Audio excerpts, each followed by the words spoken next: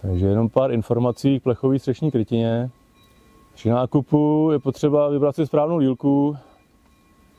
Konkrétně tahle se vyrábí v rozměrech od 1,10 m do 4,96 m, čili zhruba od metru do 5 metrů.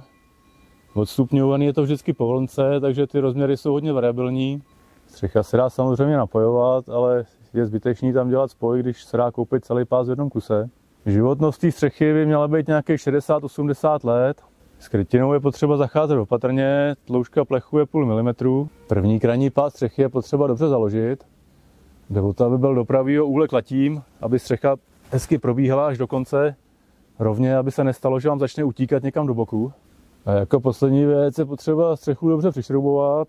Vždycky samozřejmě záleží na okolnostech, ale tady v tom případě stačí dávat vždycky šroub o jednu vlnku, to znamená šroub, nic, šroub, nic, šroub, nic. To samý do boku, šroub, nic, šroub, nic, šroub, nic. Krajní strany se šroubují každá vlnka, to znamená 1, 2, 3, 4, 5 a tak dále. Plus druhý kraj taky, 1, 2, 3, prostě každá vlnka. Koupit si originální šrouby, které patří k té krytině. Šrouby je potřeba dotahovat citem. Jde o to, aby guma se mírně zmačkla, aby těsnila, ale zase ne moc, aby se nezačala úplně rozlejzat a praskat. Nemusí třeba prasknout hned, ale třeba během let.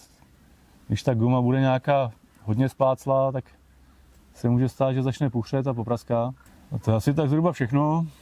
Doufám, že video třeba někomu pomůže při montáži střechy. Jestli se vám video líbilo, tak mi dejte like a někdy příště ahoj. Ze spodu na latích je dobře vidět, že profil střechy dobře kopíruje latě.